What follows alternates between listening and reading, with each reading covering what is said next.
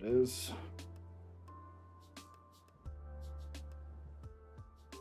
Oh, man. TikTok. The land of the free on the TikTok.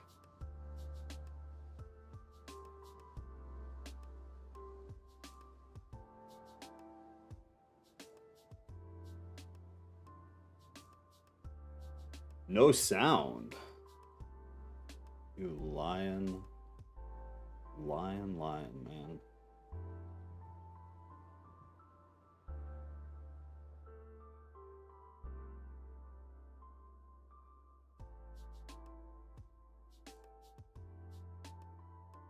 Yeah.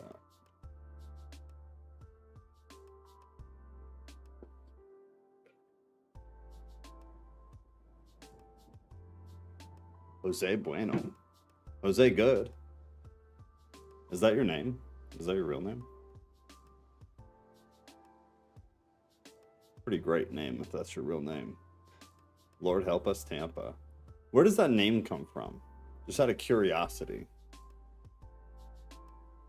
I can assume what the purpose is, but I don't like assuming. You know, it's fair that I'm wrong. Samantha Brandon Blake.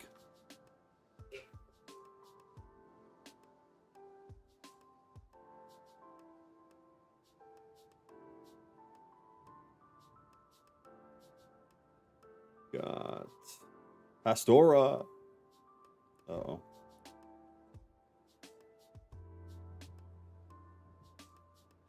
right, well, while we wait, in case you're watching this later, for whatever reason, we have Discord. That's the most important thing, in my opinion.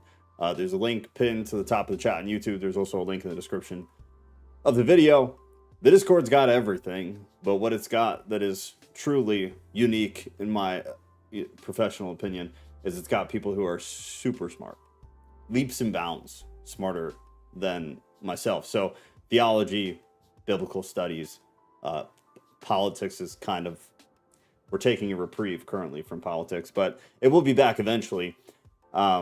Everything related to the type of stuff that we talk about is on there with wildly intelligent people and some of the loveliest people I've ever met, which is why we need to buy a compound and just bring everybody together. Just start the cult of all cults. Just kidding, YouTube. Just kidding, kind of. Anyways, join Discord. Discord's great. It's free. It'll always be free. And there's a link, the places where I said there's a link. And then we'll roll here in a minute. We're finishing up 2 Corinthians next week, unless for some reason we can blast through 4 chapters tonight. And then in 2 weeks, probably, we'll start Adam and Eve, which is an apocryphal text, collection of texts, really. And recently I did post something in Discord right here. So yeah, and you guys got to let me know if this doesn't work the way it's supposed to. I think I put the permissions correct, but there's a Bible study section now above the streaming section. So there's a discussion area, there's New Testament, Old Testament, and then Apocrypha. And actually, now that I'm saying this, I think I need to adjust the permissions in the New Testament one. So I'm gonna do that right now before I forget. But there will be a place where all of this stuff can then be talked about. So that'll be really nice. And then, no, I did do it right. So it should work. All the videos I'm going to put in here from the other channel and from this one. So it's all like in one nice and easy place. But the point is that when we start the Apocrypha, oh, cool. Scott put the Forgotten Books of Eden in there. So I put 1st and 2nd books of Adam and Eve, also called, is the other thing that you'll find it titled, The Conflict of Adam and Eve. It's a 2-part. However, there are 2 other texts that are kind of connected. And it's kind of a tough one because when we get into like these non-canonical texts, it's very fluid. So you'll find some identical texts titled different things, like 1st and 2nd book of Adam and Eve and the conflict of Adam and Eve. Those are the same most of the time. But the trouble is that throughout history, people have kind of separated them too, and then created other collections and called them different things. So it's become very confusing if you don't like if you don't know that, it becomes very confusing to like, okay, what actually is what? Where is the line? In my book, there are 4 that are Adam and Eve focused. We are doing first and second books of Adam and Eve, which are probably the most popular, I would assume. Also called the collection, is also called the conflict of Adam and Eve. So that's what we're going to do next. Not today, obviously, and then not next Thursday, but the following Thursday. We'll start that because we have 2 chapters tonight, 2 chapters next week in 2 Corinthians, and then we'll move on to that. So what I posted in here was 2 potential sources that I want to use as like our text. And the reason is because the ones I have, I can't share. So you wouldn't be able to follow along because I have paper copies. And I tried to figure out a way to make that work, but I just don't think it's going to work. So I need something electronic.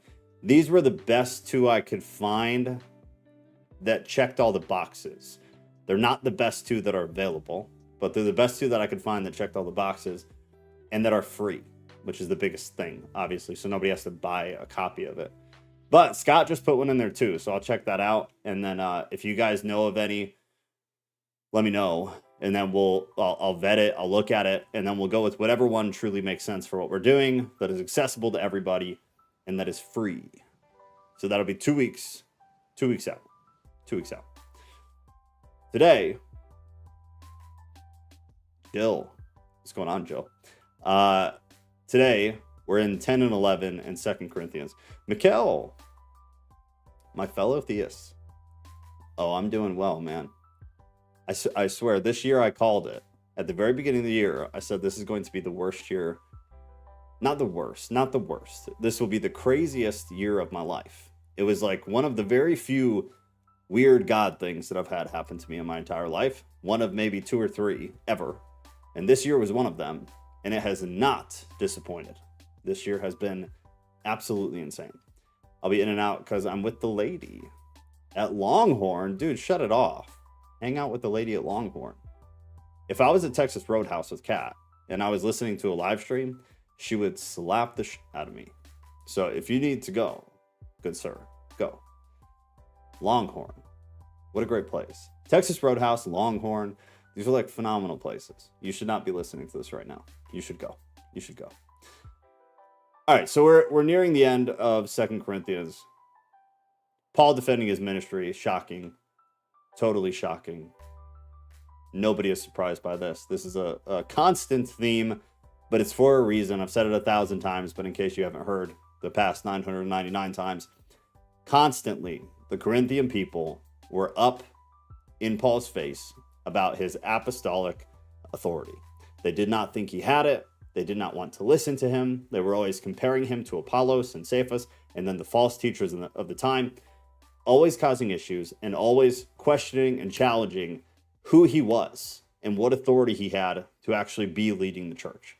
So this is why when you read 1st and 2nd Corinthians, there are so many sections about Paul defending his ministry. It seems extremely repetitive, but then you think about it in the context of letters. He's writing letters to people.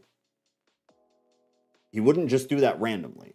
So he's responding to something. They said something, they did something, therefore he responds. Meaning if he constantly has to respond, defending who he is, defending the ministry at large, it means that they are doing this repeatedly.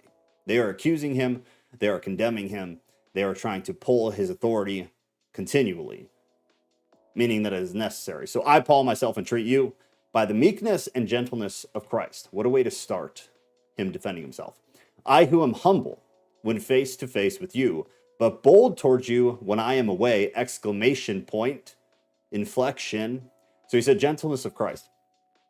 What he's talking about is what we talked about last week, which was the collection for Jerusalem. We talked about tithes last week, and that I won't rant, but the tithes in the Bible are nothing like tithes in the church today. They don't function the same way, not even remotely the same.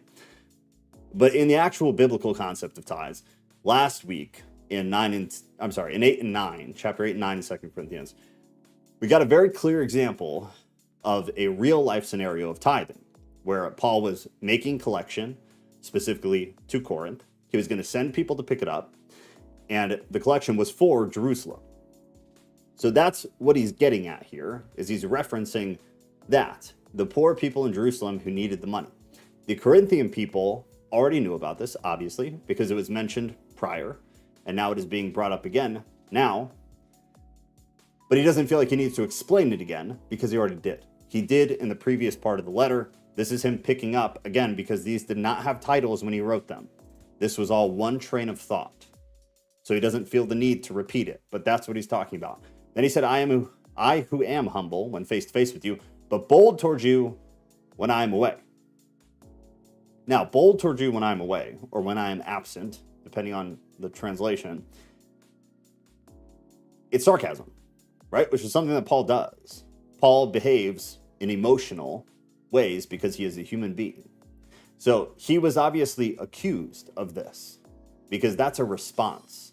I who am humble when face to face with you, but bold towards you when I am away. That's not something you just say. That's something you say sarcastically back to somebody who just said it to you. So the insinuation is that the Corinthian people said that Paul is humble when he's around them, but then he's bold when he's away writing them letters. So he's spitting it back in their face, essentially. I beg of you, he continues, that when I am present, I may not have to show boldness with such confidence as I count on showing against some who suspect us of walking according to the flesh. Obviously, what is happening is that the Corinthian people were accusing Paul of having poor character, which they've been doing. So it makes perfect sense, contextually, greater and smaller. The reasons could be one of many things, but one of the issues that was prominent right now was that Paul seemed to not be keeping to his word about travel plans. So there's another insinuation, was recently last week, was that they were, in a sense, accusing him of mishandling or misdealing with the finances. Finances being tithes for Jerusalem, which is why last week Paul talked about how he was going to do the tithes, where he would have several people pick it up and be accompanied by someone who would hold them accountable, which is the right way to do it, right? So he did that the right way, but he's obviously being accused of not being consistent or dependable with his plans of travel. And he's also being accused of mishandling the finances for Jerusalem. Two pretty large things. Verse 34, though we walk in the flesh, we are not waging war according to the flesh. We are not waging war according to the flesh. It's a play on like the spiritual weapon thing, which we get in Ephesians also. In a much stronger way we get it in Ephesians. But here he's talking about like the spiritual aspects of weaponry that are used to fight the specific battle that they're talking about. We are not waging war according to the flesh. There's a handful of verses I'm sure you have in your head that fit this. That's all that he's talking about. For the weapons of our warfare are not of the flesh, but have divine power to destroy strongholds or fortresses, depending on your translation. It's like the preconceived notions that people have. These are the strongholds. It's the set ways that people are already thinking. Those are the strongholds. The weapons of our warfare are not of flesh, but have divine power to destroy strongholds. Part of the ministry process here, and every ministry process, is destroying the strongholds of people who have certain thoughts and beliefs set in a certain way that does not align with God in the general sense. But then if you break that down, it's like the concept of sin, the concept of morality, and then you break those down to little things that are actual actions and behaviors. But at large, it's a godly mindset. People are all stuck in those ways. We destroy arguments and every lofty opinion raised against the knowledge of God, and take every thought captive to obey Christ, being ready to punish every disobedience when your disobedience is complete. What he's basically saying is that the people at Corinth, the Christians at Corinth, need to get their strongholds, their thought processes, in alignment with the religion that they're claiming to be a part of, which has been a consistent problem for the Corinthian people. They've claimed this Christianity, they've claimed to be a part of the way, the early Christian movement, but their behaviors, their actions, their alignments, and their strongholds, their thought processes, have not been aligned with it. They've been aligned with the culture. Shocking. As if perhaps that's something we still see today. Christians aligning with culture and then calling it Christianity. Christianity is set. You shouldn't care what people say about Christianity. It's all set. It's written down. Extremely clearly, it's written down. But they had a problem with it then, and we have a problem with it now. But he's saying that the Corinthian people had an issue with their thought process. They had an issue with the strongholds in their mind in terms of Jesus, in terms of God, in terms of the religiosity in a literal sense. They had problems with that. Look at what is before your eyes. If anyone is confident that he is in Christ, let him remind himself that just as he is Christ's, also we are. What is before your eyes? This is an odd translation, in my opinion. One of the other ways that it is translated, I believe in the NIV, is according to one's appearance, or according to appearances. Here in the ESV, it's what is before your eyes. I don't know why they chose that wording. It gets the same point across, but it's an odd way. It's an odd way to translate the Greek, in my opinion. But here, so look at what is before your eyes. If anyone is confident that he is Christ, if you belong to God, let him remind himself that just as he is Christ, so also are we. It seems like a fairly obvious principle, is that if you as an individual believe that you are, call it safe under God, if you believe that you are seen by God, if you believe that God is real in general, if you believe that, then you also have to believe that others are. So then if you have that initial original belief, but then your behavior and your actions does not align with the secondary belief that so are other people, then you are either lying or you're mishandling your stronghold, as Paul says it, your thought process. It is faltered at best. Why he's saying this is because what is the entire section about? It's him defending himself. It's him defending his ministry. The Corinthian people are judging Paul. They are condemning Paul. They are questioning Paul. So he's saying, if you believe this about yourself, using your own eyes, or according to your own appearance, then you must believe it about us also. And the biggest reason that this is so tough is because at the same time, when Paul's not around, you have these other, they were calling themselves theological philosophical pastors or theological philosophical teachers. We've talked about them as heretics because that's what they were. They'd come in and they'd preach sections of Christianity to hook the Christians, and then they would completely avert the gospel to something else, and it would always lead to money. Kind of like prosperity preaching. It would always lead eventually to giving the philosophical teachers some kind of money. It was a scheme. It was a scam. But they were very good at it. They were very good speakers. They were very influential. Whereas Paul was not. He was not a good speaker. And he really wasn't that influential. He was an incredible man of ministry. He was an incredible church planner. But he was not like I'm going to catch your attention and make you really listen to what I have to say because I know how to present it in a way that is going to hook you. Paul did not have that. These false teachers did, which is why we're always in this precarious situation of Paul having to defend himself. And we find the same situation here. Or they say, his letters are weighty and strong, but his bodily presence is weak. There it is. And his speech of no account. Of no account is just what I said. It doesn't capture. The way Paul talks does not capture. We know this because Paul writes about it. And what he said right there is kind of the embodiment of all of it. His letters are weighty and strong, which was the original charge, is that when Paul is here, he is humble. When he is not here, he is bold. So his letters are weighty and strong, but his bodily presence is weak, and his speech of no account. His speech does not capture. Let such person understand, Paul is now saying to that person, to that charge, let such person understand that what we say by letter when absent, we do when present. Now that we dare to classify or compare ourselves with some of those who are condemning themselves. Another way that gets translated, again, I believe it's the NIV, is not that we are building, I believe it's building one another up or building you up, with some of those who are condemning themselves. It's something to that effect. But actually, we'll come back to this. So it continues on there, 12 does. But when they measure themselves by one another and compare themselves with one another, they are without understanding. They're without understanding.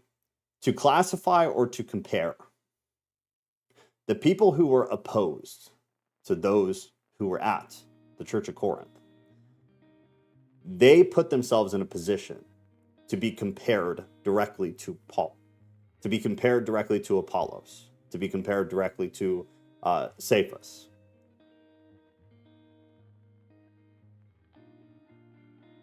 Wait, why did Bible study start early? Actually, that's a great question. Give me 1 second and then I'll answer that question. That's a great question, though. Now this makes a lot more sense. It's totally on me. So maybe we will finish 2 Corinthians tonight. Actually, maybe it's a blessing in disguise. Not that we dare to classify or compare ourselves with some of those who are condemning themselves, but when they measure themselves by one another and compare themselves with one another, they are without understanding. So the people who were in opposition to the church at Corinth were the same people who were trying to capture the church at Corinth. But these people were comparing themselves to Paul and to Cephas and to Apollos, and in a sense to Timothy as well, but not directly as far as I know. But they were in direct opposition to them. What Paul is saying now is that these types of comparisons, when we compare even pastor to pastor, Apollos, Cephas, Paul, but especially pastor to heretic or to philosophical teacher, when we make the comparisons, we're pulling at the perspective, and it doesn't actually gain you anything. The authority that Paul has, he always expresses as being God's authority, not his. That he is more of a messenger of the authority.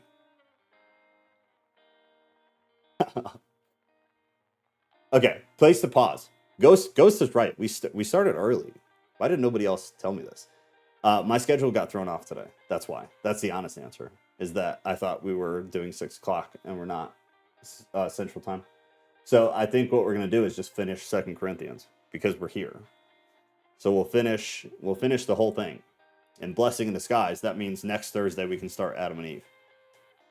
But we did not have karate or anything tonight. So I got home earlier than normal. And I just honestly didn't even think about it. Is the truth and transparency of the situation. So we'll finish 10-11. I'm gonna breathe for a minute, and then we'll do 12 and 13, and then I believe we're done. Yeah, we'll be good to do them. I have enough. So we'll knock all this out tonight. What a beautiful thing. It's good to see you, Ghost. Thanks for saying something. I would not have noticed. We would have gone the whole hour. All right, we finished 12, 13.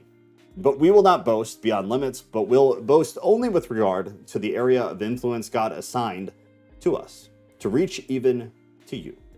For we are not overextending ourselves as though we did not reach you.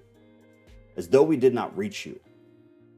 For we were the first to come all the way to you with the gospel of Christ. We do not boast beyond limit in the labors of others.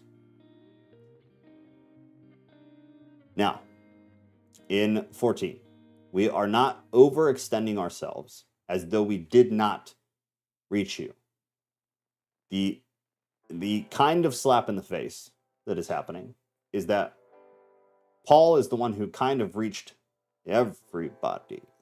Paul is kind of he's the church planter of church planters. He is truly, from everything we have, if everything is honest, he is the only real reason that Christianity spread the way that it did.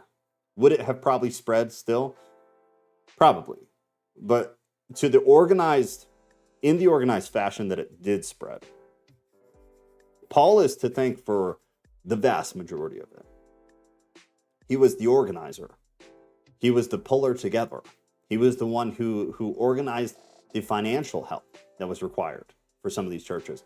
Paul was the reason that it happened. So there's a degree of irony in it.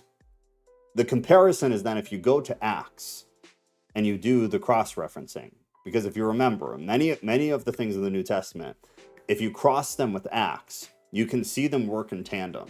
So you can understand what is happening in one by following, or at least having the foundation in some scenarios from Acts. They align, and you get the true scope and the true picture of how, and for the most part, when a lot of this was happening. The new covenant was brought by Christ, but the new covenant was spread by Paul. The issue is that at the same time, the what the Bible calls the opponents, those who were against the church, were drawing on just enough of the gospel to get in the door, and then they were preaching a different gospel once they were in the door. And they were duping a large population of early Christians. They were catching a lot of them and pulling them away from the actual gospel, such as we see here, to a very, very large degree. We do not boast, 15. We do not boast beyond limit in the labors of others, but our hope is that as your faith increases, our area of influence among you may be greatly enlarged, so that we may preach the gospel in lands beyond you, without boasting of work already done in another's area of influence. Let the one who boasts boast in the Lord, for it is not the one who commends himself who is approved, but the one whom the Lord commends. Influence among you may be greatly enlarged. It's the indication that there will be more. It's the indication that there was more happening.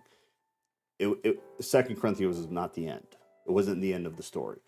And then it got off into my rabbit trail of we're missing things, but it's kind of irrelevant at this point. Our area of influence among you may be greatly enlarged. That was his hope. That's what he wanted, which is a part of why they're upset, because his travel plans kept changing, but they kept changing for good reason. He had good reasons for changing things around, but his hope at the end of the day was for everything to grow. His hope was for Corinth to grow. His hope was for Jerusalem to survive and then grow. That's all that he did. His entire life's work was making sure that these found stability and then grew with that stability. It was phenomenally important to him. Paul and the false apostles out of 11.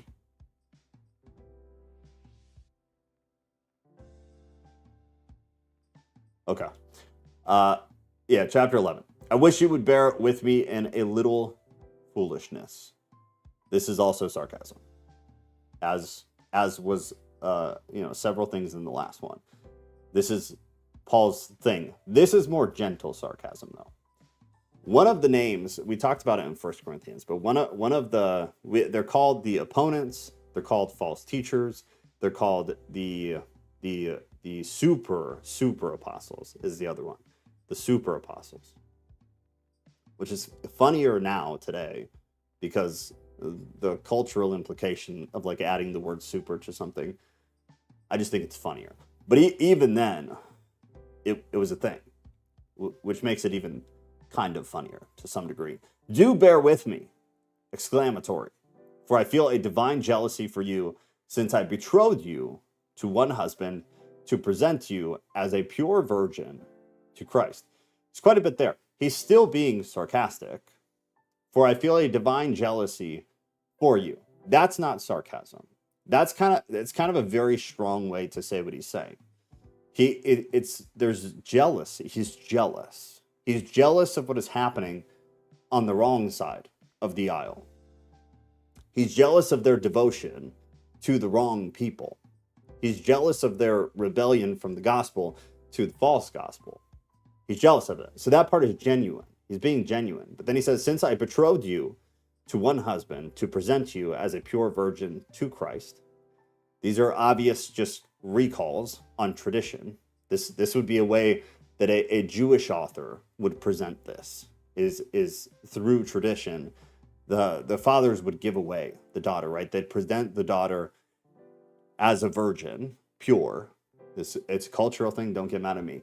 That's just the way that it was. Paul feels as though Corinth, in this context, he feels as though that's what he did too, is that he created this pure thing, this pure and beautiful church that had good foundations, it had good roots, it had good people, it started in a good way. He presented it pure to Christ, And then something happened. 3, but I am afraid that as the serpent deceived Eve by his cunning, your thoughts will be led astray from a sincere and pure devotion to Christ. The sarcasm is now gone. He's being very, very, very literal, and it's kind of deep, emotionally deep, not intellectually deep. As the serpent deceived Eve by his cunning, your thoughts will be led astray from a sincere and pure devotion to Christ. He's displaying the distortion of sin, which I feel like everybody knows personally. Everybody has experienced the distortion of sin, where once you've gotten to the place where you feel like, with what we say in modern Christianity is, I'm saved. You know, like you've seen the lights, you've experienced God to some degree, whatever it is for you individually. After that point, everybody has still had things happen or done things or behaved in ways or had thoughts or whatever that were purely of non-godly morality, that were evil to some degree. A sincere and pure devotion to Christ would be absent of that. But it's not realistic. It's what he's saying to them, is your thoughts will be led astray the same way that Eve was led astray from a sincere and pure devotion to Christ. In the context of the false teachers, because that's what we're talking about. In that context specifically. And his heart breaks for this. And this is why he starts in a cute sarcasm. And then 2 gets a little bit deeper. He expresses his jealousy, his envy for what is happening in the church, but to the wrong side. Their devotion to false teaching, to a false gospel, versus their devotion to actually Christ and to the true gospel. Sarcasm to pretty heartfelt, envy, jealousy. Then a very, very clear example from Jewish tradition of presenting the virgin as pure, him calling the church the virgin that is pure to Christ as the husband in this scenario. And then he's continuing on. For if someone comes and proclaims another Jesus than the one we proclaimed, or if you receive a different spirit from the one you received, or if you accept a different gospel from the one you accepted, you put up with it readily enough. It begins to get cold. This is, I really like this section because you see a lot of Paul's emotion kind of cycle, especially after reading the last bit. Because again, for the 5,000th time, the Bible originally did not have these titles. There was no Paul and the false apostles. There was no Paul defends his ministry.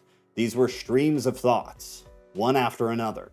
There may have been some kind of separation between some, but we know for sure there was no separation between all. Later on, we decided where one section should end and another should start. But you can see and you can feel the string of emotion from the beginning to where we are. Down to 4 again, he said, if someone comes and proclaims another Jesus than the one we proclaimed, which is what was happening, because again, they were coming in, they were displaying enough of the gospel that the Christians were comfortable with, they already knew, and then they were changing the gospel. So a different Jesus from the one Paul proclaimed. Or if you receive a different spirit from the one you received from us. Or if you accept a different gospel, which is what they were eventually doing, just flipping the entire gospel after they caught the Christians with the gospel they were comfortable with. From the one you accepted, which was Paul's ministry of the gospel, you put up with it readily enough. The reason he's saying that, in my opinion, is that he's done this so many times. And so how many times can you express to one church a very specific thing they're messing up or that they're missing before you put up with it readily enough? You throw your hands up and you're like, what do I do with you? I've expressed that this is false teaching to you 1,000 times. I've expressed that when they come in and they tell you that the crucifixion and the resurrection is not actually what happened, you need to completely run from that. How many times can I tell the Corinthian people that? It has to be so freaking frustrating. And again, like the real world example that I think of is what if we had a Paul today? Like there was somebody who, a prophet of some kind, who was just delightfully in tune with God. And he was making the rounds to the churches today, and was like, hey, we really shouldn't have fog machines at church. It doesn't relate. It turns some people off. It's unnecessary. It's wasteful. It's irrelevant. And then he comes back to that church a month later, and they have more fog machines. He'd be like, okay, love y'all. Can we get rid of the fog machines now? Because they're irrelevant, and they're wasteful, and they turn people off, and we're not here for theatrics. We're here for the gospel. And then he leaves again, and then he comes back a month later, and there's another fog machine. At some point, he's going to be like, all right, fuck this. I'm done. What do I do with you? How do I do this? The best example, though, would be prosperity preaching. I imagine if we had a prophet today and he individually went to people who were engaging in prosperity preaching, not the pastor, because they're demons. I mean, they're literally demons, but to the congregants, and was like, hey, this is a false gospel. Let me show you. And then runs through the actual gospel with them, runs through the actual Bible with them, shows them all of the reasons that prosperity preaching is an absolute lie. It is from the depths of hell, and that the pastors of that prosperity gospel are demonic in nature. And then he left, and then he came back, and they were still at Joel Osteen or Kenneth Copeland's church. After 5 times of doing that, you brought this on yourself. You put up with it readily enough. At a point, like, what else can you do? He's made it extremely clear. Indeed, I consider that I am not in the least inferior to these super apostles. The super apostles, the false teachers, the opponents, the preeminent apostles. He's being sarcastic. He's back to sarcasm. So he's come full circle in the string of emotions. They were completely flipping the church. They were flipping the church not only on the gospel, but also on Paul. If you think about it, they did a really good job. They came in to an established church. They not only got the people to believe something that wasn't true about the gospel, but they also got the people to abandon the pastor who was preaching them the gospel. So now the false teachers are the ones providing the gospel, and they get to act as the leaders of the church in a sense. They've done a corporate takeover. They've changed the way the business operates. They've changed the motto and tagline of the business. They've changed the ethics and principles of the business, and now they've captured the employees, which means you captured the business. It's done. But he's back to sarcasm, super apostles. Even if I am unskilled in speaking, I am not so in knowledge. Indeed, in every way, we have made this plain to you in all things. Even if I am unskilled in speaking, I am not so in knowledge. We already kind of touched on this, but Paul was not a preacher. It's extremely clear from the Bible, Paul was not a preacher. He was not good at captivating people's attention. He was not good at preaching the gospel. He was good at teaching the gospel. He was good at planting churches. He was good at perpetuating ministries to grow and to plant new ones. He was not good at standing up in front of a bunch of people and getting them to really listen to what he was trying to tell them.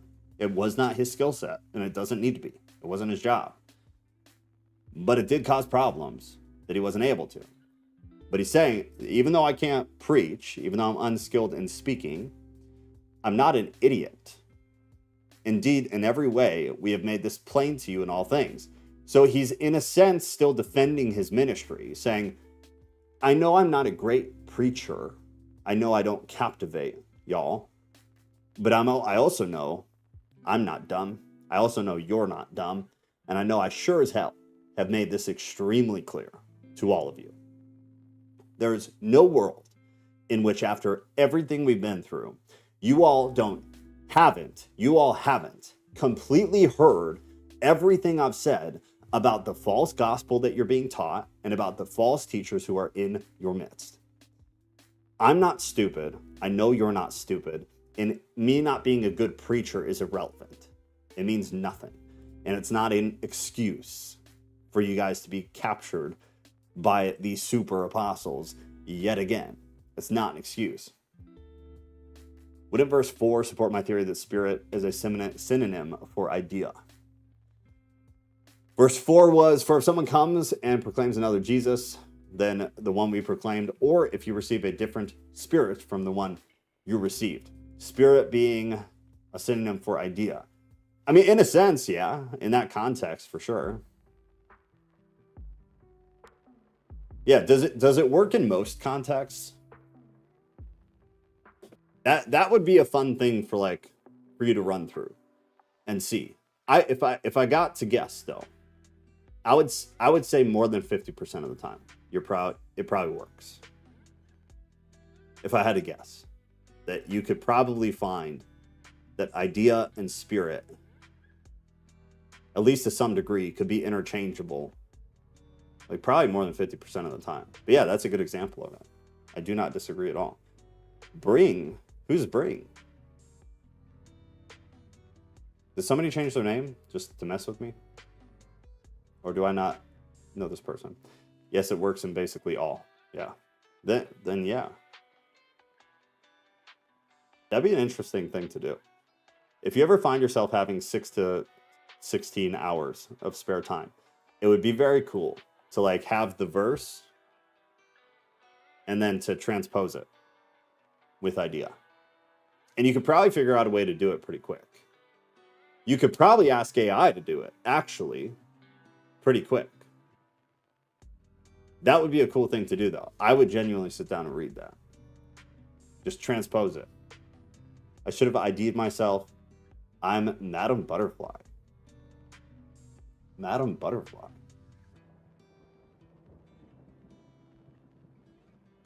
Give me 1 second.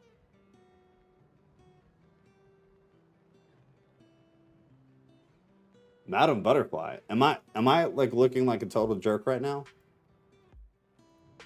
I'm not familiar. Should I be familiar? I probably look like a jerk right now. If I look like a jerk and I'm not identifying you for some reason, I apologize. And I hope that you give me a chance to make it right. But I don't remember much of the name. That's a great idea, actually, or should I say great spirit? I think it'd be cool, and honestly, I bet you could get ChatGPT to do it. I bet you could. But I would totally read it, because that'd be really interesting. And just so everybody else is clear, in case you missed it, Ghost has this theory, and I think it's a fair theory, that spirit in most, if not all scenarios, can be, or is, synonymous with idea. That spirit is synonymous with idea.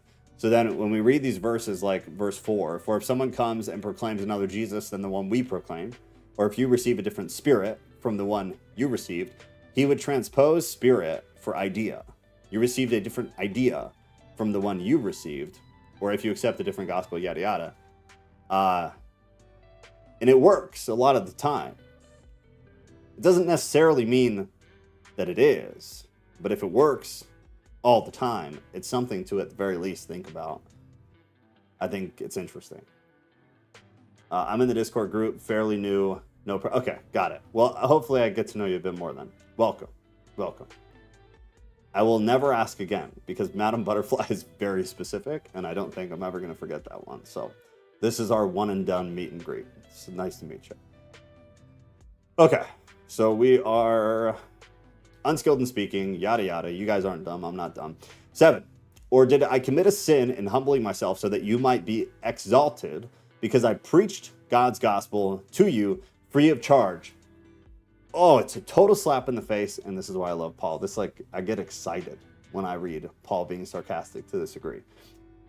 What he's saying is, now I lost it because I got all excited. Verse 7. I'm going to read it again. Or did I commit a sin in humbling myself so that you might be exalted? Sarcasm. Love it. Because I preached God's gospel to you free of charge or without payment. The Corinthian people did not truly understand or show appreciation for what Paul was doing. Paul had a rough-ass life. Excuse the word, but he had a rough life. Paul went through some stuff, man. And if you don't know the extent of what the quality of life Paul had by choice was, because he felt he was called to it, you need to go figure that out because it changes the way you're able to conceptualize and understand sections like this. He's slamming it in their face that they are not appreciative of what Paul did, even down to the minor things like planting the church. So he's saying it is ridiculous of the Corinthian people to accuse, to question, to condemn Paul of any kind of wrongdoing, which they were doing. They were accusing him of mishandling finances for Jerusalem. They were accusing him of not having the apostolic authority that he claimed to have. Direct accusations, because these people were brainwashed by the super apostles. So he's saying it's foolish, it's ridiculous, it's delusional for these people to accuse Paul of any wrongdoing when he has gone through and dedicated himself to it the way that he has. It makes no sense. And so he's kind of slapping it back at them in a beautiful way. But then when he says, I preach God's gospel to you free of charge is a direct hit to the super apostles who were charging money for the fake gospel that they were pushing. These people were the fake theological, actually philosophical pushers of the false gospel. And they were prosperity preachers, basically. They were in it for the money. They were in it for something personally. Paul refused to take money from Corinth because he knew they were being corrupted by false teachers. So it was a way of him trying to set himself apart with them specifically. I'm not going to take money from you because of the context of this church. The context being, you are all being duped financially and spiritually by these false teachers. Therefore, I'm going to continue pushing the true gospel.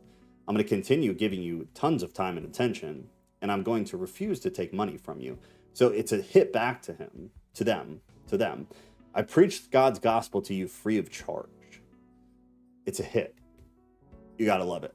I robbed other churches. He's obviously being hyperbolic, but I robbed other churches by accepting support from them in order to serve you. The level of sarcasm right here is basically peak Paul in the Bible.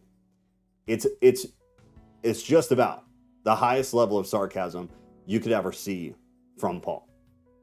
I robbed other churches by accepting support from them, because he did accept support from other churches in order to serve you, who he refused to accept support from because of the things that I was just talking about. But he's trying to emphasize that not only is the view of him ridiculous, not only is the fact that they're listening to the super apostles ridiculous, but now he's kind of drawing on this sarcastic note of, I'm robbing other churches by taking their help financially so that I can come here and serve you free of charge. Verse 9, and when I was with you and was in need, I did not burden anyone. For the brothers who came from Macedonia supplied my need. So I refrained and will refrain from burdening you in any way. He's just doubling down. As the truth of Christ is in me, this boasting of mine will not be silenced into the regions of Achaia. And why? Because I do not love you? God knows I do. Paul has great satisfaction. He has a massive desire. He very much enjoys his job. He also, from what we can tell, doesn't mind doing it for free. He doesn't mind because the goal is not to make money. The goal is to perpetuate the gospel, which is part of why the Corinthian church aggravated him and broke his heart so much. On the same note, though, finances are required to some degree to do ministry. Then and now, it's required to some degree. So he has to get it from somewhere, and so he did. But he got it from churches that were not accusing him of all the things that Corinth was accusing him of. And he did that very intelligently. It's one of the things, it's like one of the technical aspects of like the New Testament and the early Christian movement that I really, really like, because Paul went about kind of the business side of it very intelligently. And he tried to remove any possibility to allow the Corinthian people to accuse him, and they still accused him, which is just a testament to their brokenness and their distance from the actual gospel. The Spirit can also mean vehicle, yes. Even in modern English, we use the word vehicle as a way of explaining a particular delivery system of idea. He used the book as a vehicle for his thoughts. Yeah, and that goes back quite a ways too. So in modern English, yeah, but spirit as to mean vehicle also goes back a really, really, really long time. Vehicle means communication. That carries. Yeah, absolutely. 12. And what I'm doing, I will continue to do in order to undermine the claim of those who would like to claim that in their boasted mission, they work on the same terms as we do. That's a direct hit to the super apostles. For such men are false apostles, deceitful workmen, disguising themselves as apostles of Christ. We've talked about it ad nauseum, so I'm not going to say anything. 14, and no wonder, for even Satan disguises himself as an angel of light. So, it is no surprise if his servants, the false apostles being servants of Satan, also disguise themselves as servants of righteousness. Their end will correspond to their deeds. They will eventually get what they have coming to them. The angel of light comment is interesting. So give me 1 second. I want to read something here. May refer to the kind of angel who ministers to believers out of Hebrews 1, which says, are they not all ministering spirits sent out to serve for the sake of those who are to inherit salvation, or simply to a good spiritual being aligned with God's purpose? The comparison suggests that the false apostles came across as genuine while inwardly desiring to destroy the church for their own benefit, which is essentially what they were doing. That's what the false apostles were doing. They came across as genuine. They came across as Christian, while inwardly they were desiring to destroy the church for their own benefit. Their benefit, for the most part, was finances. But it would also make sense that, if there was a direct correlation to evil, destroying the church from the inside out is kind of a great way to promote and be a part of evil and to practice evil. The idea of Satan disguising himself as an angel of light recalls similar descriptions of Satan's activity in various ancient Jewish writings, though Paul does not seem directly dependent on them. One of those is the Apocalypse of Moses. One of them is the life of Adam and Eve, which is interesting because we're going to move into a corresponding text to that. Both of those obviously are non-canonical texts, which is just something to think about, is that there are sections in the canon that refer to non-canonical texts, which in my opinion is a bit of a red flag. At the very least, it should make you think, why was it important enough for the authors? Why is it not important to me? It probably should be important to you to some degree. Even a nefarious message can appear as a good message. I think especially nefarious messages oftentimes appear as good messages. Trojan horsing. Very much so. All right, Paul is suffering as an apostle. I repeat, let no one think me foolish. He's literally repeating from the last paragraph. But even if you do, accept me as a fool, so that I too may boast a little. Sarcasm. What I am saying with this boastful confidence, I say not as the Lord would, but as a fool. Since many boast according to the flesh, I too will boast, for you gladly bear with fools, being wise yourselves! Exclamation point. For you bear it if someone makes slaves of you, or devours you, or takes advantage of you, or puts on airs, or strikes you in the face. To my shame, I must say, we were too weak for that. I'm telling you, this is prime Paul. This is prime Paul. You do not find Paul like this most of the time. This is Paul at his effing limit, and you can feel it. It comes through so freaking clear. For you gladly bear with fools, being wise yourselves. You bear it if someone makes slaves of you, or devours you, or takes advantage of you, or puts airs on, or strikes you in the face. To my shame, I must say we were too weak for that. We were too weak for that.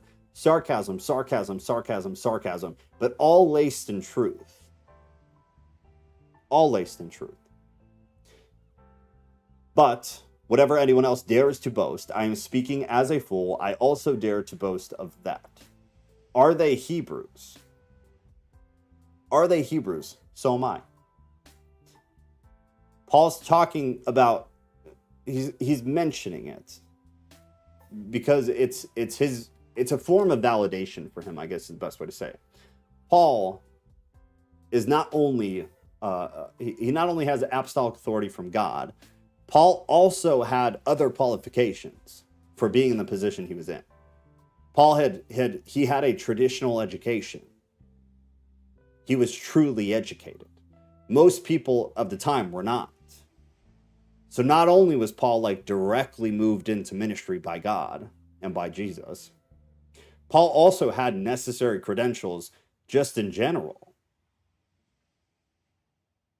Paul had the actual academic education to perform the work. And that's him. Are they Hebrews? So am I. Are they Israelites? So am I. Are they offspring of Abraham? So am I. Are they servants of Christ? I am a better one. I am talking like a madman with far greater labors, far more imprisonments, with countless beatings, and often near death. True, true, true, true, true. 5 times I received at the hands of the Jews the omnents with continuous beatings and often near death. 5 times I received at the hands of the Jews the 40 lashes less one, which is the 39 lashes, was supposedly the far end of the spectrum in terms of that action. 39 would be the maximum amount before people would start dying. If you think about it in the context of Jesus, they did things to Jesus not to kill him, but to injure him so severely, but then leave him like that. They wanted suffering to be at the highest possible point, at an inflection point prior to death, so that death came slowly. This is the same type of thing. 3 times I was beaten with rods. Once I was stoned. 3 times I was shipwrecked. 3 times I was shipwrecked. A night and a day I was adrift at sea, on frequent journeys, in danger of rivers, danger from robbers, danger from my own people, danger from Gentiles, danger in the city, danger in the wilderness, danger in the sea, danger from false brothers, in toil and hardship, through many sleepless nights, in hunger and thirst, often without food, in cold and exposure. And apart from other things, there is the daily pressure on me of my anxiety for all the churches. Better translated, in my opinion, as my heart for all the churches, my dedication to all the churches. Anxiety is it's a new age word that I do not like, and I don't think it's a good translation whatsoever. My desire or determination for all the churches. My desire or determination for my work. Who is weak and I am not weak? Who is made to fall and I am not indignant? If I must boast, I will boast of the things that show my weakness. The God and Father of the Lord Jesus, he who is blessed forever, knows that I am not lying. At Damascus, the governor under King Aretas was guarding the city of Damascus in order to seize me. But I was let down in a basket through a window in the wall and escaped his hands. This is Paul's resume. This is where we get the majority of what has Paul been through. And then a lot of this gets cross-referenced to other things that are mentioned, like in Philippians, imprisonment. We get these other indications or direct correlations to events that were mentioned in passing here, mentioned out of emotional outburst here, trying to prove a point. But this All of that. All of that. And the Corinthians questioned him. They accused him continually. Accusing somebody of mishandling finances while they refuse to take payment from you is a bit ass backwards. And that is just one of many. Let down in a basket through a window in the wall and escaped his hands. Yeah, I'm almost certain Acts goes into that one a bit. I'm almost certain. Paul's vision and his thorn. 12 and then 13. Beautiful. And then next week we'll start Adam and Eve. I must go on boasting, though there is nothing to be gained by it. I will go on to vision. Actually, let's wait a minute, because now it's like actually time. So we'll wait like 2 or 3 minutes, and then we'll knock these out. It is normal time, 7 o'clock Central Time now. It is so hot where I live. It is so hot. TikTok, you guys should go to YouTube. The YouTube crowd is the crowd. I do appreciate a few of you have been there the whole time, though. But YouTube, where it's at, you'll be able to see, actually. And the people over there are lovely. And now our normal stream is starting, so we're gonna wait a few minutes. We got 12, we got 13, and then next Thursday we get to start Adam and Eve, which is a beautiful thing. I'm very excited for that. That'll be good stuff. The basket story, maybe I can find that for you right now. Yeah, it's in Acts. His followers took him by night and lowered him in a basket through an opening in the wall. It's in Acts 9. And it's a good story. It's a good story. But that is 33 out of chapter 11, when Paul says, "But I was let down in a basket at Damascus," because the governor wanted his head. He wanted to seize Paul. So Paul was let down in a basket through a window in the wall and escaped. Acts 9 goes in more on that. The heat requires more tank top energy. Yeah, well, I got called a criminal the last time I wore a tank top, so I just don't know if I can do it again. No, Sunday I will probably be wearing a tank top. It is so hot. It is so hot. I feel bad for people who are in actually hot places, because I'm really not.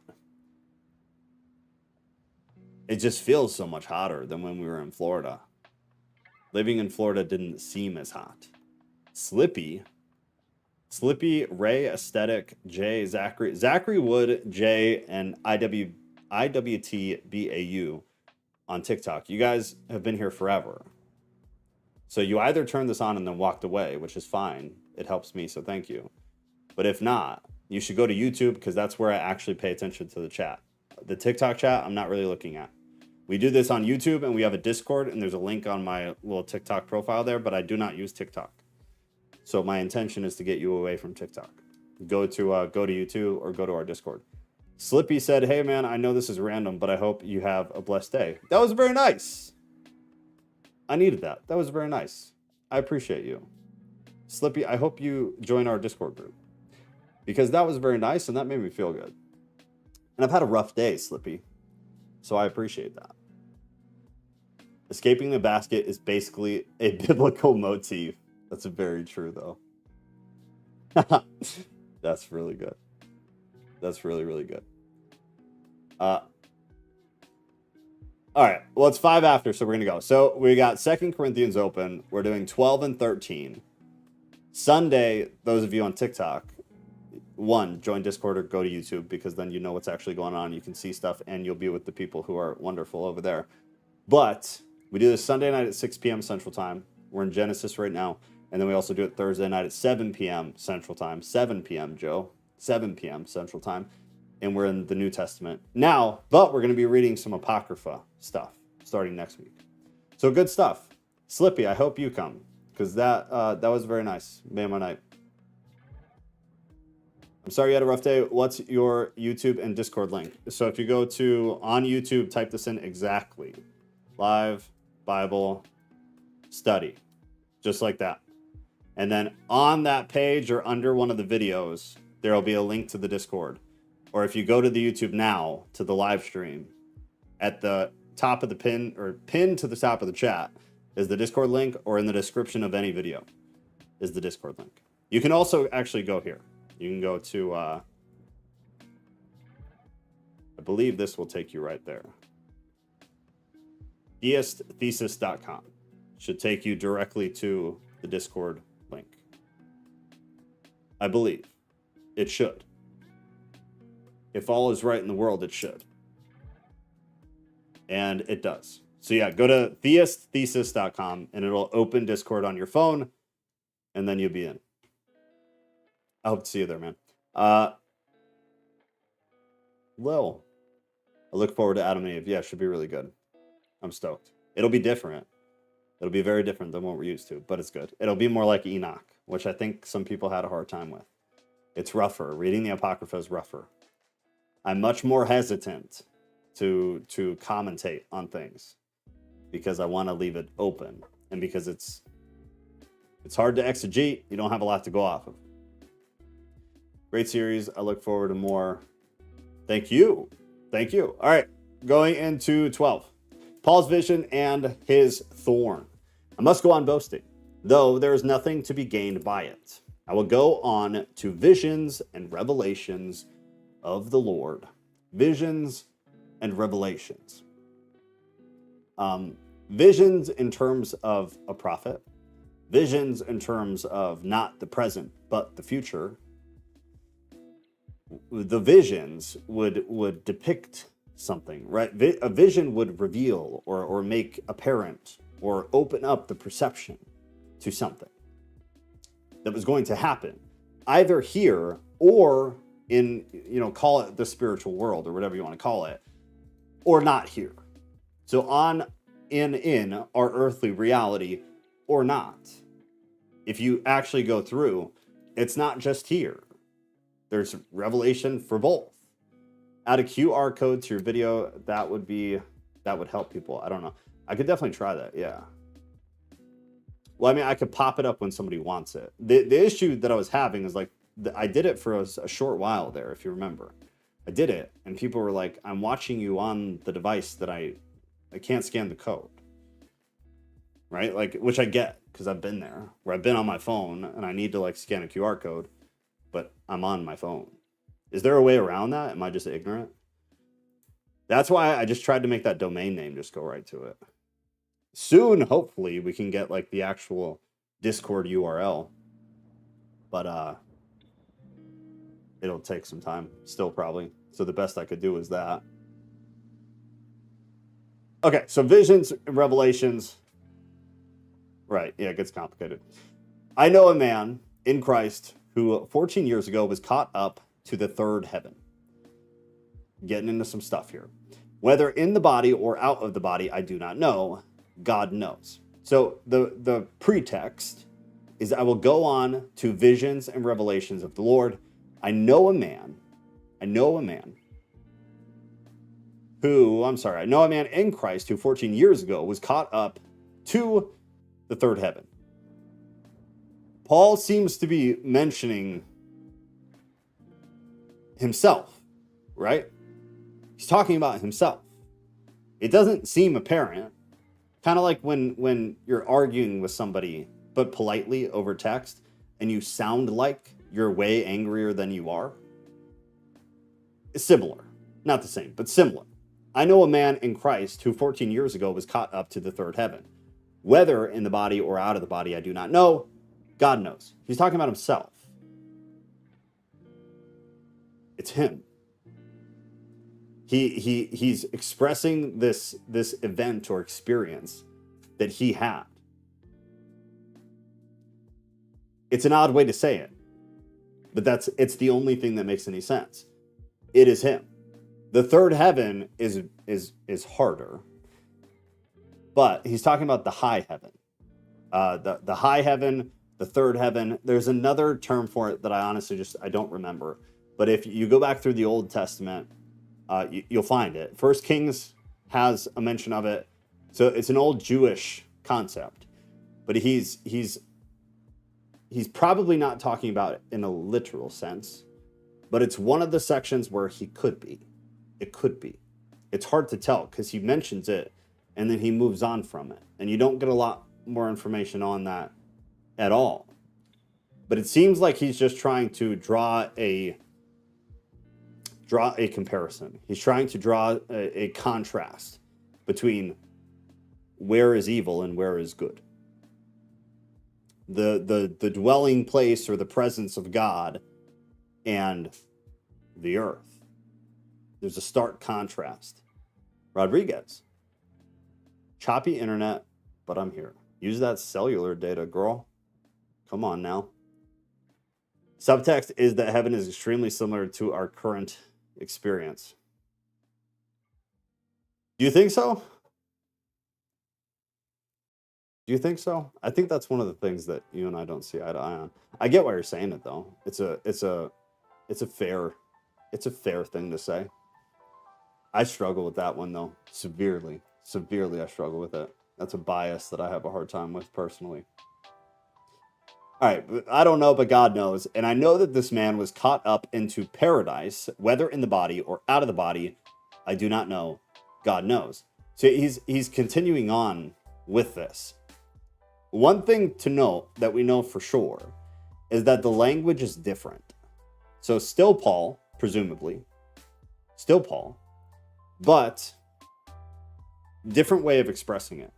So it seems as though he's kind of doing a draw from Old Testament prophets, because he kind of is. And if you go back to like Ezekiel, you'll see very similar type of language. So he's drawing contrasts, and in a sense, he's drawing comparison. But what is happening for sure is he's drawing from the Old Testament. He's drawing from prophetic ways of wording things and prophetic ways of trying to express things. The man, the guy, who is probably him, Paul, talking about himself in the third person, very well could have literally been taken up to the third heaven, to the highest heaven, is what the Jews called it, to the highest heaven, and then came back down. What could have also happened is he had some kind of spiritual, or I guess that's the best way to say it, like a spiritual experience where he didn't actually spiritually go anywhere, but he spiritually had something happen to him that in a matter of perception took him there and back here. The interpretation doesn't really matter. It doesn't really change a whole lot, but it's something that you definitely wonder about. It's something that like you wish you had some clarity on, but we don't get a whole lot of it. And then he says again, I do not know, but God knows. So he's putting all of this on God, and not in a negative sense, but he's saying he is ignorant to what is actually going on, but God knows. And he heard things that cannot be told, which man may not utter. On behalf of this man, which is probably him, I will boast. But on my own behalf, I will not boast, except of my weakness.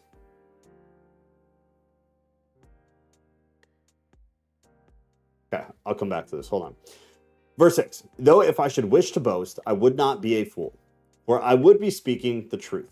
But if I refrain from it, so that no one may think more of me than he sees in me or hears from me, so to keep me from becoming conceited because of the surpassing greatness of the revelations, a thorn was given me in my flesh, a messenger of Satan to harass me, to keep me from becoming conceited. 3 times I pleaded with the Lord about this, that it should leave me. But he said to me, quote, my grace is sufficient for you, for my power is made perfect in weakness. Therefore I will boast all the more gladly of my weakness, so that the power of Christ may rest upon me. For the sake of Christ, then, I am content with the weakness, insults, hardships, persecutions, and calamities. For when I am weak, then I am strong. A thorn was given me. Paul was assuming God as the responsible party for the thorn, because the thorn at the end of it was a positive thing. It was a productive thing. It was a good thing. The thorn seems to be the issues that Paul has been experiencing. And these could range from some of the specific physical issues about the churches, all the way to like internal emotional issues that he was experiencing, largely due to all of the things that was happening around him. However, it could also include physical things. Problem is, Paul went through so much crap, like he just listed in the last chapter, it's really hard to say what exactly the thorn was. People will give theories, and really, in my opinion, all they're doing is picking their favorite one and then saying it and then justifying it. I personally don't like it. I don't think there's enough. I think it's very, very vague. I think we know Paul went through way too much stuff, and that it's exegetically irresponsible to pick one of the things that Paul went through because it's your favorite, like the basket, being lower down in the basket. That would be mine. And just say, like, that's what this verse is about. Yeah, based on what? Based on what? There's nothing there. We have nothing to go off of whatsoever. A messenger. Same word that's used often for angels, which I feel like most people know. But it is another example of that. However, it still may be a reference to evil. A messenger of Satan seems relatively clear. Could also be a human that was against him. It could be a false teacher. It could be anything. Most likely to me is that it's a reference to an angel, but an angel of the other side. It wouldn't be the first time. We have other examples of that in the Bible. We have a number of other examples of that in the Bible. Then he talks about Satan directly. Is it or is it not a specific call to a specific entity? There's argument, and we've kind of had the argument a handful of times. It's one of the ones that you can argue kind of either way. Most people accept this as the traditional modern Christian concept of Satan being the specific entity or individual, the prince of darkness, whatever you want to call it, but a very specific entity that is one of a kind, and that there are not multiple renditions of. What you do with it is up to you. Concern for the Corinthian church. 1 second. Why draw distinctions between this man and myself? Could it be past versus Paul, present? Okay, yeah, let's talk about that for a minute. Thanks for saying that. So, Ghost is calling out the first verses 1 through 4. The way he talks about probably himself is pretty specific. But then once you do get to 5, it says, on behalf of this man, I will boast, but on my own behalf, I will not boast. This is where you get, it becomes exegetically kind of confusing of the interpretation of Paul talking about himself the first 3-4 chapters. It could be past or present. It could be also that he's not talking about him. It just seems most likely that he is, because of the way that this led and then the way that it ends. It seems that the most likely outcome is that he's talking about himself, but it's not clear. It's not clear. So I don't think it's a crazy interpretation to say that he's talking past and present Paul. It would account for it, like it would make sense. It's a fair way to look at it, but it's not clear. It's not clear. Kind of like Job's situation. So do you believe that God inflicts ailments on others for lessons? Ghost said not directly. Rodriguez said kind of like the Job situation. Ghost said we need obstacles, Satan's, to make us stronger. Rodriguez said God lifted his hand of protection and Satan caused the destruction. Job cannot be used as like a theological measuring stick, in my opinion. I think if you use the book of Job as a theological measuring stick, you have to kind of throw away the rest of the Bible. You can't, it's not cohesive. If Job is the standard for like fundamental theology, the rest of the Bible is a wreck. It's really, really difficult. When we do Job, it'll take us a very long time. because it'll be hours of theological discussion in between very short stints of reading the actual text. But I think it's really dangerous to try to use Job for any sort of theological basis of understanding or of expression. It becomes really sticky really fast. Job is a very specifically written text meant to, in my opinion, depict a very specific set accounting of principles and concepts and a story. As a theological measuring stick, super, super rough. Super, super rough. It's a unique situation that shouldn't be ignored. Shouldn't be ignored, but it's not where we pull our theology from. The year of Job study, 2026. I'm telling you, I've said it 100 times, but like I've preached Job more than anything else in my entire life. I've studied Job more than anything else in my entire life because it is the one text that like truly captivated me, because theology is what I love, and Job is problematic if it is what people think it is. It's problematic. Moving on, at least for now. I have been a fool. You forced me to do it, for I ought to have been commended by you. For I was not at all inferior to these super apostles, even though I am nothing. The signs of a true apostle were performed among you with the utmost patience, with signs and wonders and mighty works. For in what were you less favored than the rest of the churches, except that I myself did not burden you financially? Forgive me this wrong. He's being sarcastic. Where, for the third time, I am ready to come to you, travel plans, and I will not be a burden, for I seek not what is yours, but you. I seek not what is yours, but you. For children are not obligated to save up for their parents, but parents for their children. He is again, for the 1,000th time, calling the Corinthian people children.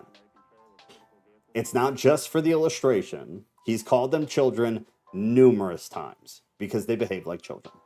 I will most gladly spend and be spent for your souls. If I love you more, am I to be loved less? But granting that, I myself did not burden you. I was crafty. He's again being sarcastic because he did not allow them to provide for him.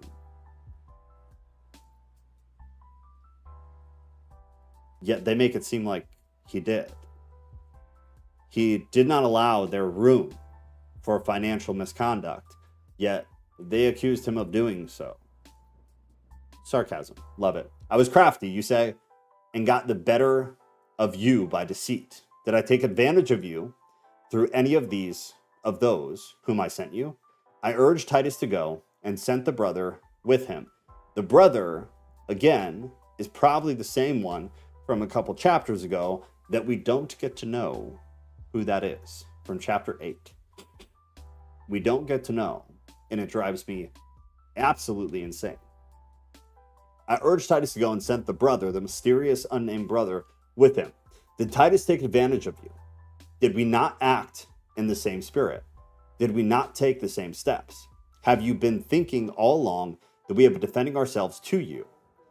It is in the sight of God that we have been speaking in Christ, and all for your upbuilding, beloved. For I fear that perhaps when I come, I may find you not as I wish, and that you may find me not as you wish. That perhaps there may be quarreling, jealousy, anger, hostility, slander, gossip, conceit, and disorder.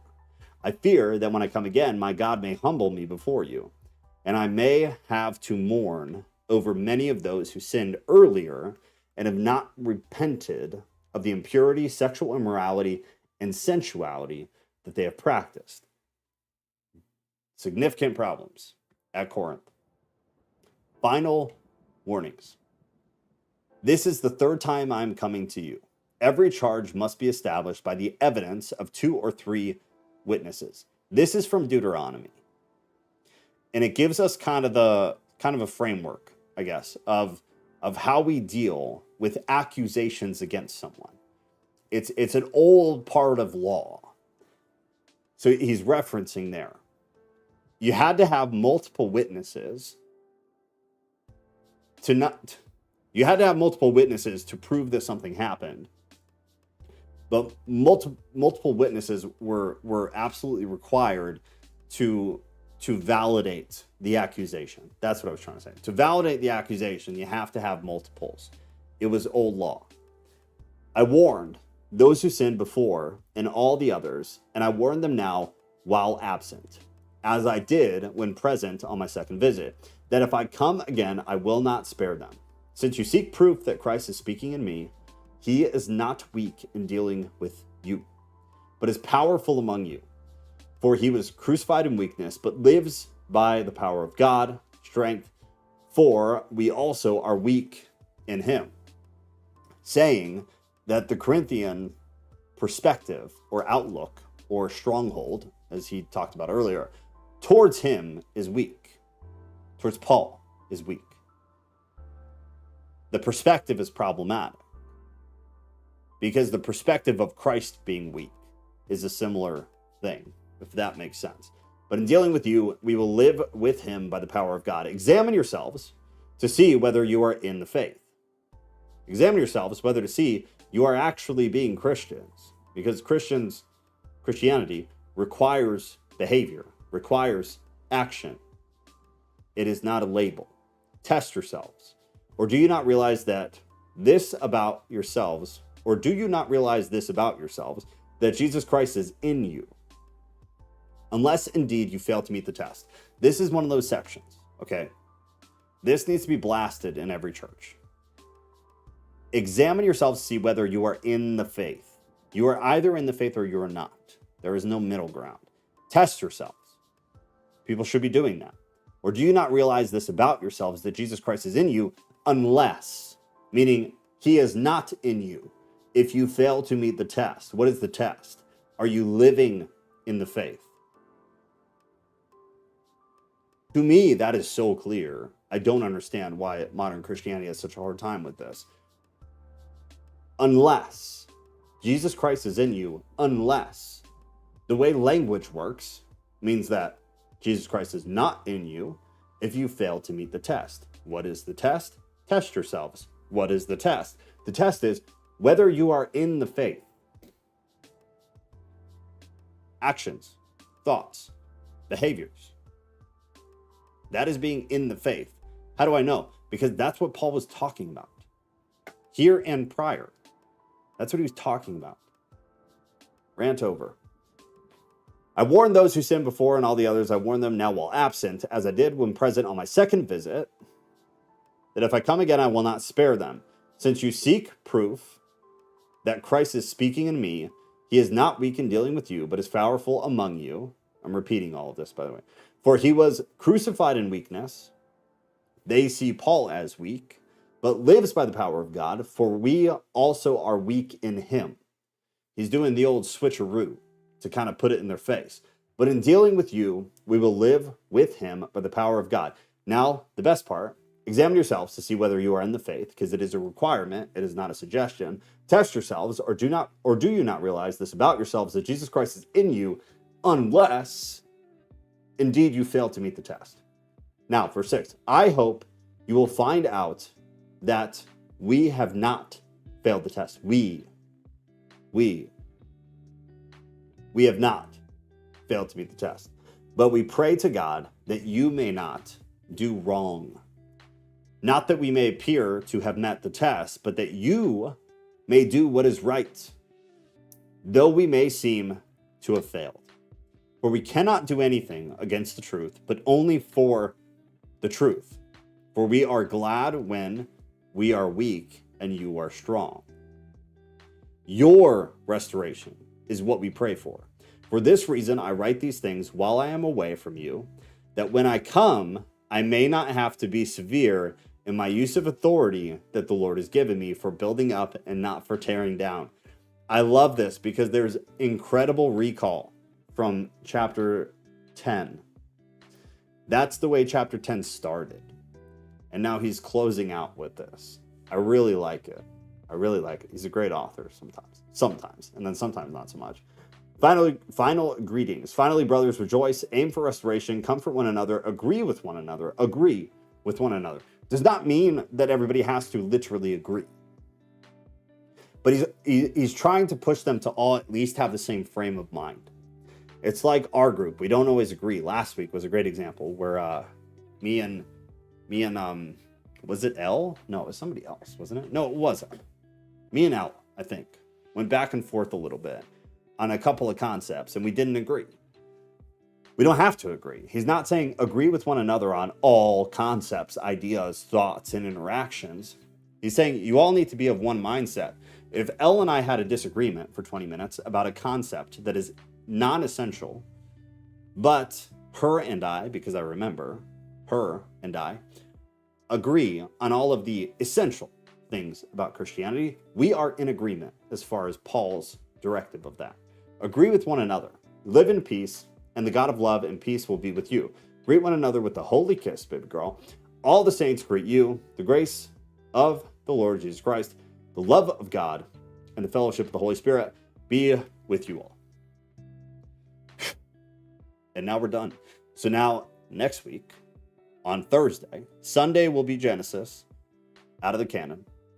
Thursday, though, will be Adam and Eve. Adam and Eve out of the Apocrypha.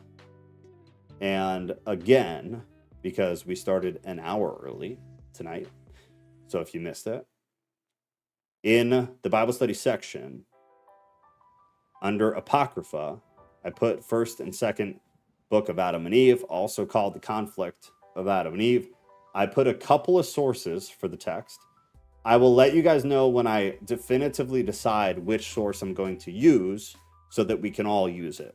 I'm only looking at free ones, so nobody will have to spend money. I'm just trying to pick the one that will be the easiest for streaming, but more so the best in terms of like a vetting process. It's not easy, just so everybody understands. The Apocrypha is not as well vetted or organized as the canon. And in another sense, it is more so. But without getting into the weeds, it's sometimes hard. So working on that. Another reminder that the Bible study section is there.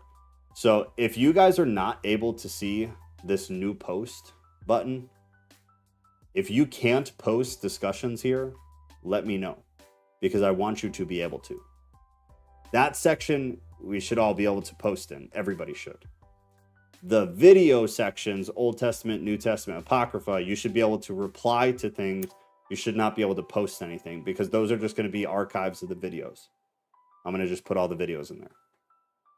But you should be able to reply and post your own thread in the Bible study discussion section. So if it doesn't work, let me know. All right. In the glory of God is the new state in liberation, reborn. Reborn, restored. Crystal clear. Religion means to conform to an ideology. Well, I think a lot of us fail the test during the election years. Oh God, yeah. I'm not touching any bit of that, Rodriguez, not one little bit. Unless indeed you fail to meet the test, assumes there is an objective way of doing it right. Correct. In my opinion, correct. I believe there is an absolutely objective way of being a Christian and meeting the test versus not passing the test. I 100% believe that. Conduct and character is what is being tested, though. Paul was quite sarcastic in his letters. He used irony as a teaching method. My kind of guy, right? He was the best, man. He had a beautiful way of examining and then explaining the way that he feels about things. He was pretty good. He had his flaws, though. There's no doubt about that. Are we considering that they are part of the canon? They're not a part of the canon. What do you mean? Like, are we approaching them as if they were a part of the canon? I would say no. But that'll depend on you. Like, that's an individual thing.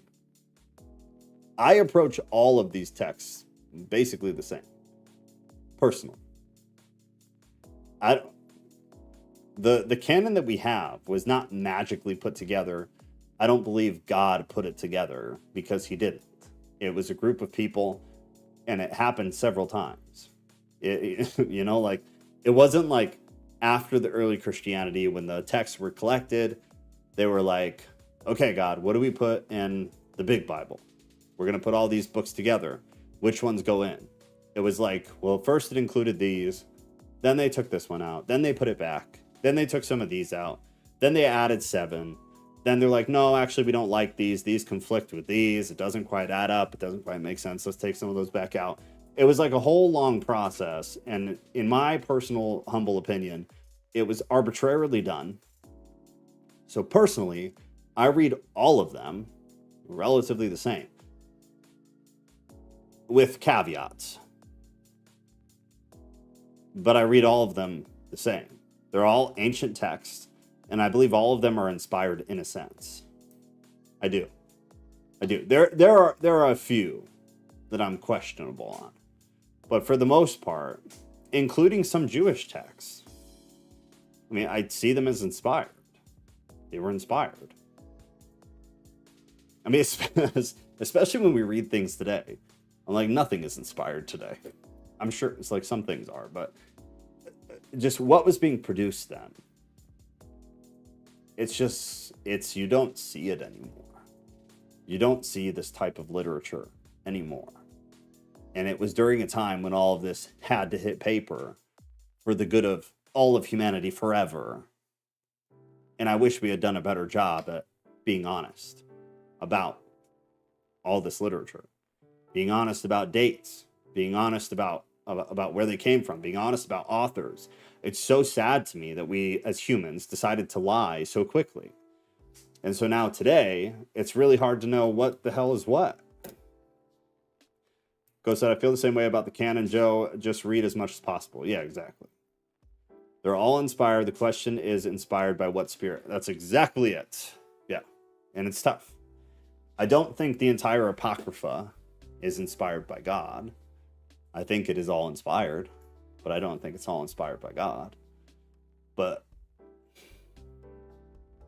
I don't know. I'll save my thoughts on all this. I'm trying to be careful as we move forward into newer and better things on the new channel.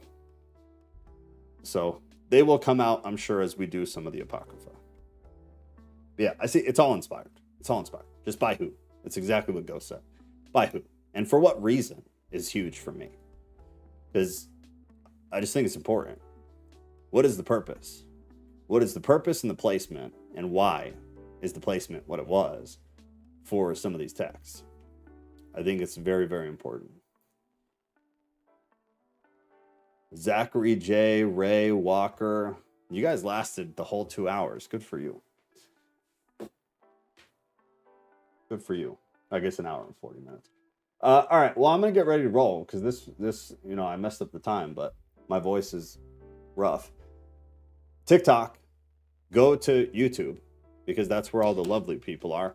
I'm also going to put a website in the chat here. It's not spam, I promise you. But if you go to that website, it'll immediately pull up Discord and you can just click join. And then you can get in the Discord. We do this twice a week. We do it Sunday night at 6 p.m. Central Time. We do it Thursday night at 7 p.m. Central Time, normally, when I don't forget what time it is. Thursday right now, normally, we're doing New Testament. Sunday, we're doing Old Testament. However, next week on Thursday, we will be doing an apocryphal text. So something that is not in the Bible. And whether you believe it is canon or you believe it inspired, I don't care, because we are students of history and we are students of biblical texts. And it is technically a biblical text, whether you believe it is inspired or not. It adds context to the canon. So it's important. So we're going to do that starting next Thursday. So I'm glad this happened. This was good. This was a happy accident that gets us into Adam and Eve quicker. So we'll be reading Genesis on Sunday and 1st and 2nd Adam and Eve on Thursdays. And we will be able to see, it'll be an interesting parallel. I'm excited for it. All right. Have a lovely night. Love y'all very much. And I'll see you Sunday. Good night.